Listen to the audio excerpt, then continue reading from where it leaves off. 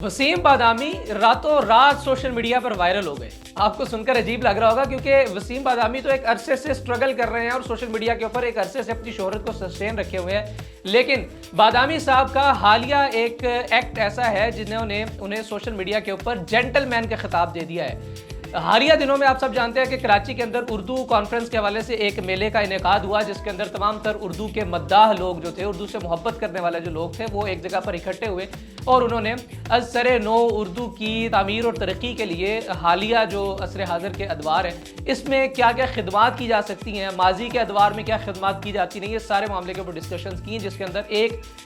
Segment था जिसके अंदर वसीम बादामी साहब जो हैं वो बतौर मॉडरेटर के तशरीफ रखते थे और उनके साथ पैनलिस्ट के तौर पर बैठी हुई थी माहिरा खान साहिबा। गुफ्तगू के दौरान माहिरा खान साहिबा ने बात करते हुए जिस वक्त कोई मजाक की एक बात आई और गुफ्तगू जो है वो पूरे अपने उरूज पर थी, जोबन पर थी, तो माहिरा खान ने हाथ मिलाने के लिए, हैंड शेक करने के लिए बादामी साहब की जानिब हाथ बढ़ाया, जिस पर बादामी साहब ने बजाय इसके कि जिस तरह से पाकिस्तानी माशरे के अंदर नॉर्मली होता है कि अगर कोई एक हाथ आगे बढ़ा दे मुसाफे के लिए तो हाथ मिला लिया जाता है, हाथ मिलाने के बजाय पाकिस्तान की शोबिज़ इंडस्ट्री की टॉप अदाकारा को एम्बेरस करना मुनासिब समझा और इसे एम्बेरस नहीं भी कहा जा सकता एक पॉइंट ऑफ व्यू से,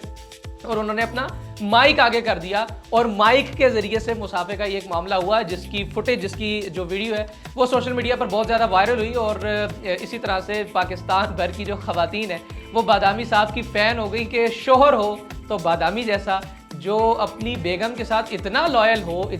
हो कि वो पाकिस्तान की टॉप शोबिज़ अदाकारा के सामने उसी के जानिब से हाथ बढ़ाए जाने के बावजूद भी मुसाफा न करे। इससे पहले भी ये कोई अपनी नौयत का पहला वाक़या नहीं है। बादामी साहब के साथ और भी बेशुमार अदाकाराएँ हैं पाकिस्तान की जिन्होंने हाथ मिलाने के लिए हाथ आगे बढ़ाया और बादामी साहब ने कहा कि बस हो गया, हमारा दूर दूर से ही हो गया। तो ये बादामी साहब का उनका एक तर्ज अमल है, हमेशा से ये रहा है और जो कि बहुत अच्छी बात है। रसूल अकरम सल्लल्लाहु अलैहि वसल्लम की भी इस हवाले से एक हदीस है। इस हदीस के सुनाने का हरगिज़ मकसद ये नहीं कि हम किसी खातून को या किसी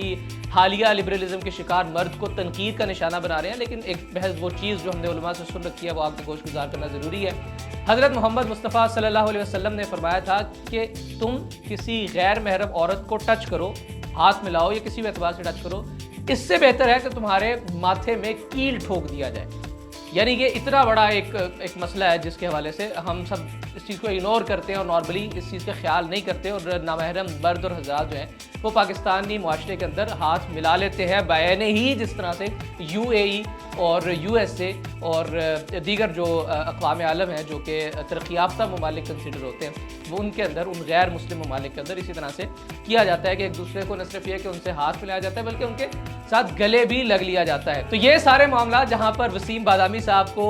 इंटरनेट पर, सोशल मीडिया पर जेंटलमैन का खिताब दे रहे हैं, वही लोग सोशल मीडिया के ऊपर